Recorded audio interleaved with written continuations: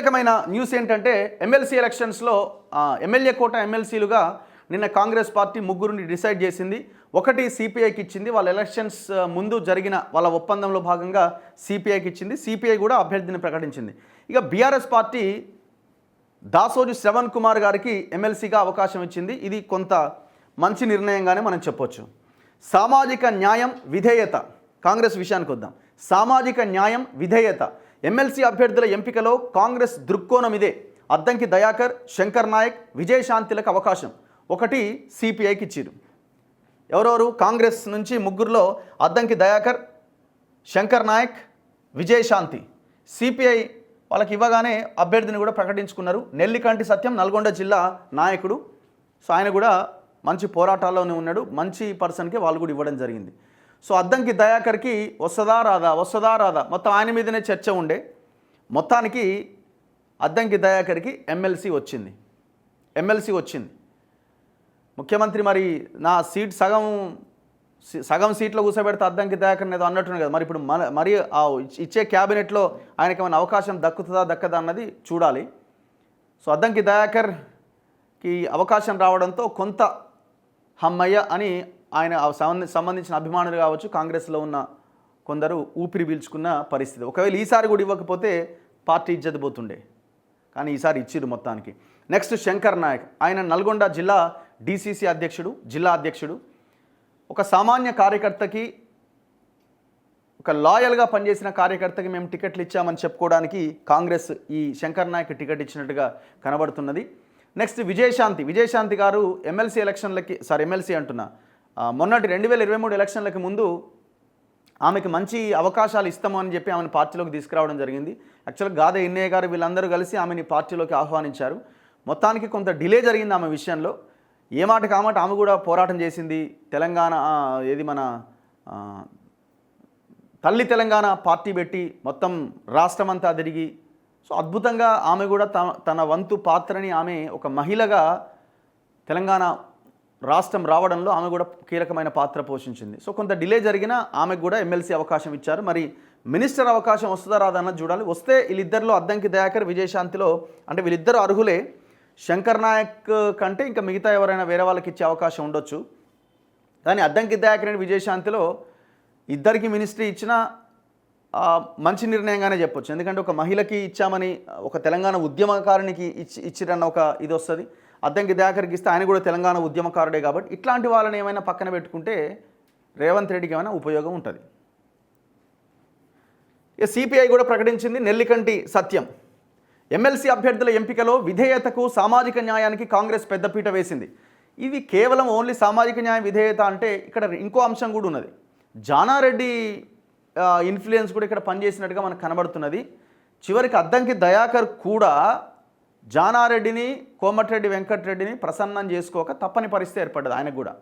ఒకానొక సందర్భంలో ఆయన కూడా స్టేటస్లు పెట్టిండు. జానారెడ్డి, వెంకటరెడ్డి ఒకటే దగ్గర ఉన్నప్పుడు వెళ్ళి వాళ్ళని కలిసి ఆయన కూడా రిక్వెస్ట్, తప్పదు మరి ఏం చేస్తాం, సిచ్యువేషన్ తప్పదు. అట్లా తయారు చేసిన జిల్లాని పొరపాటున వాళ్ళకి వ్యతిరేకంగా పోతే మీరేందా, మీతో మాకేం అవసరం అని చెప్తే ఈ దయాకర్ది కట్ అయిపోయేది. ఇప్పుడు శంకర్ నాయక్ది కూడా జానారెడ్డి కోటానే. సో యాక్చువల్గా బెల్లయ్య నాయక్ వస్తే ఇంకా అద్భుతంగా ఉంటుండే. ఆయనకు రాలేదు, శంకర్ నాయక్ ఇచ్చారు. సో ఇందులో జానారెడ్డి ఇన్ఫ్లుయెన్స్ కూడా చాలా బలంగానే పనిచేసినట్టు కనిపిస్తున్నది. అండ్ ఓవరాల్గా ఏదేమైనా ఇందులో ఇప్పుడు విజయశాంతి గారికి వచ్చిందంటే ఇక్కడ లోకల్గా ఉన్న లీడర్లకి ఆమెకి రావడం ఇష్టమా? వాళ్ళకేమి ఇష్టం ఉండదు. నేను అనుకోవడం మొత్తం రాహుల్ గాంధీ, మీనాక్షి నటరాజన్ ఆధ్వర్యంలో జరిగినటువంటి ఎంపిక ప్రక్రియ, అందువల్లే వచ్చింది. ఎమ్మెల్యేలు ఎన్నుకునే కోటాలో జరిగే ఈ ఎన్నికలకు సుదీర్ఘకాలంగా పార్టీని నమ్ముకొని ఉన్న అద్దంకి దయాకర్, ఖేతావత్, శంకర్ నాయకులకు టికెట్లను ఖరారు చేసింది. అసెంబ్లీ ఎన్నికల సమయంలో పార్టీలో చేరిన విజయశాంతికి కూడా అవకాశం ఇచ్చింది. ఈ ముగ్గురి పేర్లను కాంగ్రెస్ జాతీయ ప్రధాన కార్యదర్శి కేసీ వేణుగోపాల్ ఆదివారం సాయంత్రం ప్రకటించారు. పార్టీ జాతీయ అధ్యక్షుడు మల్లికార్జున ఖర్గే ఆమోదంతో ఈ పేర్లు ప్రకటించినట్టుగా ఆయన వివరించారు. మొత్తం 5 ఎమ్మెల్సీ స్థానాలకు ఎన్నికలు జరగబోతున్నాయి. శాసనసభలో ఎమ్మెల్యేల సంఖ్యాబలాన్ని బట్టి కాంగ్రెస్కు 4, బీఆర్ఎస్కు 1 దక్కబోతున్నాయి. తమకు వచ్చే 4లో ఒక సీటును పొత్తు ధర్మం ప్రకారం సిపిఐకి కేటాయించినట్లు కేసీ వేణుగోపాల్ తెలిపారు. 2023లో జరిగిన అసెంబ్లీ ఎన్నికల సమయంలో సిపిఐతో కాంగ్రెస్ పొత్తు పెట్టుకొని కొత్తగూడెం సీటును కేటాయించింది. అప్పుడు తమకు 2 అసెంబ్లీ సీట్లు ఇవ్వాలని సిపిఐ పట్టుబట్టింది. కానీ కొత్తగూడెం ఒకటే ఇచ్చి భవిష్యత్తులో ఎమ్మెల్సీ సీట్ ఇస్తామని కాంగ్రెస్ పార్టీ సిపిఐకి హామీ ఇచ్చింది. ఈ నేపథ్యంలో తాజాగా ఒక సీటును కేటాయించింది. ఓసీలకు ఒక్కటన్నా ఇచ్చే ఆనవాయితీకి భిన్నంగా. ఇది చాలా విచిత్రమైన విషయం. ఇది అసలు ఒక్క ఓసీ లేకపోవడం ఏంది, ఒక్క రెడ్డి లేకపోవడం ఏంది, ఆశ్చర్యం. కానీ అది కాంగ్రెస్లో మరి ఏమనుకున్నారో, ఇది మొదటికే మోసం అవుతట్టుంది, మళ్ళీ ఇంకో రెడ్డికి ఇస్తే అనుకున్నారేమో, కానీ ఇయ్యలే. ఒకేసారి 4 ఎమ్మెల్సీ స్థానాలు కాంగ్రెస్కు దక్కే అవకాశాలు ఉండగా ఒకటి సిపిఐకి ఇచ్చి మిగిలిన 3 ఎస్సీ ఎస్టీ బీసీలకు కేటాయించడం విశేషం. ఎస్సీల్లో అద్దంకి దయాకర్కు, ఎస్టీల్లో శంకర్ నాయక్కు, బీసీల్లో విజయశాంతికి ఇచ్చింది. ఎప్పుడూ ఒక్కటైనా ఓసీలకు ఇవ్వడం కాంగ్రెస్లో ఆనవాయితీ. పైగా ఈసారి ఆ వర్గం నుంచి పలువురు సీనియర్ జూనియర్ నేతలు టికెట్ కోసం ప్రయత్నం చేసినా సామాజిక న్యాయానికే పార్టీ పెద్దపీట వేసింది. బీసీ కులగణన పూర్తి చేసి చట్టబద్ధత కోసం ప్రయత్నం చేస్తుండటంతో పాటుగా ఎస్సీ వర్గీకరణ హామీని అమలు చేసిన నేపథ్యంలో బడుగు వర్గాల అభ్యున్నతికి పార్టీ కట్టుబడి ఉందని చెప్పడానికి టికెట్ల కేటాయింపులో కూడా ఆదర్శంగా నిలిచామని పిసిసి అధ్యక్షుడు మహేష్ కుమార్ గౌడ్ ఈనాడుకు చెప్పారు. అద్దంకి దయాకర్, శంకర్ నాయకులు ఇద్దరు సుదీర్ఘకాలం పార్టీ కోసం పనిచేస్తున్న ఎస్సీ ఎస్టీ వర్గాల నేతలని ఆయన గుర్తు చేశారు. సుదీర్ఘకాలంగా పార్టీని నమ్ముకొని పనిచేస్తున్న వారికే టికెట్లు ఇవ్వాలని తాను, ముఖ్యమంత్రి రేవంత్ రెడ్డి ఏఐసీసీకి సిఫారసు చేసినట్లు ఈ సందర్భంగా ఆయన తెలిపారు. విషయం ఏంటంటే, ఇప్పుడు మీరు ఇందులో మేము సామాజిక న్యాయం పాటించడం అంటున్నారు కదా, రాబోయే క్యాబినెట్ ఎక్స్పాన్షన్లో ఇంకొక 6 మంత్రులకి అవకాశం ఉన్నది కదా కొత్తగా. ఆ 6 మంత్రులు కూడా ఒక్క ఓసీకి ఇవ్వకుండా మీ చిత్తశుద్ధిని నిరూపించుకోండి. మేము ఒక్క ఓసీ కంటే ఉన్న వాళ్ళని ఉడబెక్కమని చెప్తలేం. ఆల్రెడీ మొత్తం 18 మందిలో 12 కంప్లీట్ అయినాయి. ఆ 12లో 4 ఉన్న రెడ్లు: ఉత్తమ్ కుమార్ రెడ్డి, పొంగులేటి శ్రీనివాస్ రెడ్డి, కోమటిరెడ్డి వెంకటరెడ్డి, ముఖ్యమంత్రి రేవంత్ రెడ్డి. మరి ఇంకా మీ కోటా మీకు భర్తీ అయింది, ఇంకంతకంటే ఎక్కువే వచ్చినాయి. రాబోయే ఈ 6 మంత్రి పదవుల్లో ఒక్కటి కూడా ఓసీకి ఇవ్వకుండా మొత్తం ఎస్సీ ఎస్టీ బీసీలతో ఫుల్ఫిల్ చేయండి. ఆ 42% బీసీ రిజర్వేషన్ని మీ రాజకీయంగా ఈ పదవుల్లో అమలు చేయండి. మళ్ళీ మొన్న ఎమ్మెల్సీలు మూడిట్లో మేము సామాజిక న్యాయం పాటించడం కదా అంటే ప్రతి దాంట్లో పాటించాలా? ఒక దాంట్లో పాటించి ఇంకో దాంట్లో పాటించకపోవడం ఉండదు కదా.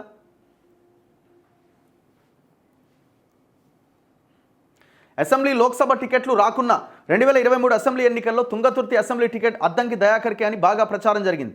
చివరికి సామెల్కు దక్కింది. అప్పుడు ఆయనకు 2024 లోక్సభ ఎన్నికల్లో వరంగల్ టికెట్ ఇస్తామని పార్టీ సర్ది చెప్పింది. కానీ చివరికి ఇతర కారణాలతో అది కూడా ఇవ్వలేకపోవడంతో ఇప్పుడు ఎమ్మెల్సీ అభ్యర్థిగా ఎంపిక చేసింది.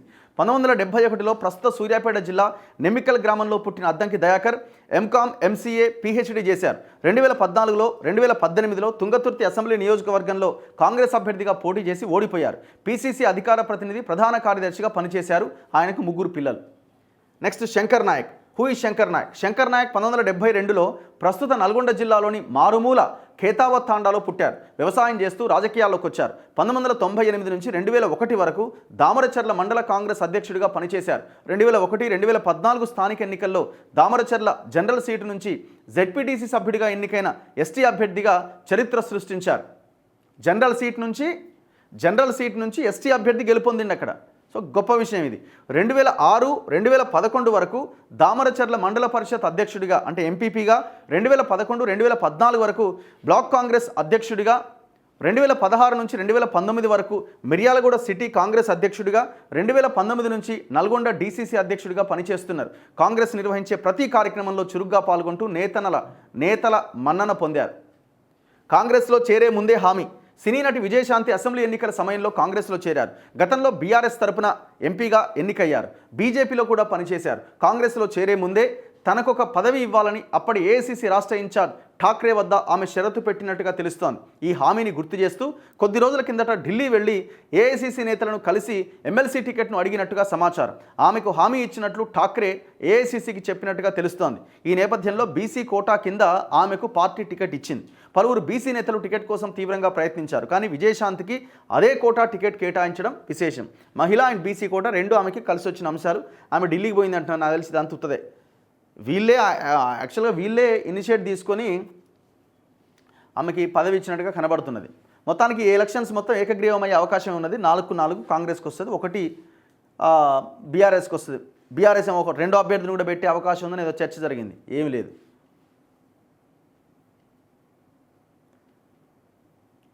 అండ్ ఇక మిగిలిన అంటే 3 కాంగ్రెస్ తీసుకున్న తర్వాత ఒకటి సిపిఐకి ఇచ్చింది కదా, ఆ సిపిఐ అభ్యర్థి ఎవరంటే నెల్లికంటి సత్యం. సిపిఐ ఎమ్మెల్సీ అభ్యర్థిగా నెల్లికంటి సత్యంను ఆ పార్టీ ప్రకటించింది. రాష్ట్ర కార్యవర్గ సమావేశంలో చర్చించిన తర్వాత ఆయన పేరును ఆదివారం రాత్రి రాష్ట్ర కార్యదర్శి కూనంనేని సాంబశివరావు ప్రకటించారు. సత్యం సోమవారం ఉదయం 10 గంటలకు నామినేషన్ వేయబోతున్నారు. ఈయన ప్రస్తుతం సిపిఐ నల్గొండ జిల్లా కార్యదర్శిగా, పార్టీ రాష్ట్ర కార్యవర్గ సభ్యుడిగా ఉన్నారు. సత్యం పేరును ఆ పార్టీ జిల్లా ఇన్ఛార్జ్ పల్లా వెంకటరెడ్డి ప్రతిపాదించారు. సీనియర్ నేత చాడ వెంకటరెడ్డి పేరును కూడా ప్రతిపాదించగా తాను పోటీలో ఉండట్లేదని ఆయన ప్రకటించారు. దీంతో సత్యం పేరును సిపిఐ రాష్ట్ర కార్యవర్గం ఖరారు చేసింది. అసెంబ్లీ ఎన్నికల సమయంలో మునుగోడు స్థానంలో పోటీ చేయాల్సిందే అని సిపిఐ నల్గొండ జిల్లా నాయకత్వం పట్టుబట్టింది. పొత్తులో భాగంగా కాంగ్రెస్ కొత్తగూడెం స్థానాన్ని కేటాయించిందని వివరిస్తూ భవిష్యత్తులో వచ్చే ఎమ్మెల్సీ స్థానాన్ని ఇస్తామని నెల్లికంటి సత్యంకు పార్టీ నాయకులు హామీ ఇచ్చారు. ఈ మేరకు తాజాగా ఆ పార్టీ ఆయనకు ఖరారు చేసింది. 1985 నుంచి పార్టీతో అనుబంధం ఉన్నది. సో యువకుడి ఆనాటి నుంచి ఈనాటి వరకు ఆయన పనిచేస్తూనే ఉన్నాడు. 1969లో జన్మించిన నెల్లికంటి సత్యం మునుగోడు మండలం ఎల్లెలగూడెం గ్రామవాసి. పొలిటికల్ సైన్స్లో పోస్ట్ గ్రాడ్యుయేషన్ పూర్తి చేశారు. బీసీ వర్గానికి చెందిన ఆయనకు సిపిఐ ఉద్యమ నాయకుడిగా పేరున్నది. 1985 నుంచి 2000 వరకు పార్టీ యువజన విభాగం ఏఐవైఎఫ్ నల్గొండ జిల్లా కార్యదర్శిగా, అధ్యక్షుడిగా పనిచేశారు. 2010-2016 వరకు మునుగోడు మండల కార్యదర్శిగా, 2016 నుంచి నల్గొండ జిల్లా సిపిఐ సహాయ కార్యదర్శిగా, 2020 నుంచి జిల్లా కార్యదర్శిగా పనిచేస్తున్నారు. సో ఇట్లా ఈ ఎమ్మెల్సీ ఎలక్షన్ సంబంధించి 4 కంప్లీట్ అయినాయి. కొంత ఆహ్వానించదగ్గ ఒక మంచి నిర్ణయం కాంగ్రెస్ ఇన్నాళ్ళకి తీసుకున్నట్టు కనబడుతున్నది. ఇది భవిష్యత్తులో కంటిన్యూ చేయాలి. రాబోయే మంత్రి పదవుల్లో, రాబోయే కార్పొరేషన్ చైర్మన్ పదవుల్లో కూడా ఈ స్థాయిలోనే ఇలాగే మీరు సామాజిక న్యాయం పాటించాల్సిన అవసరం ఉంది. మొన్ననే ఇచ్చినాం కదా, నిన్ననే ఇచ్చినాం కదా, మళ్ళీ ఈసారి ఎందుకు? ఏ సారైనా ఇవ్వాల్సింది. ఎందుకంటే వాళ్ళ జనాభా ప్రకారం వాళ్ళకి వాటా దక్కాలి. నెక్స్ట్ ఇక బీఆర్ఎస్ విషయం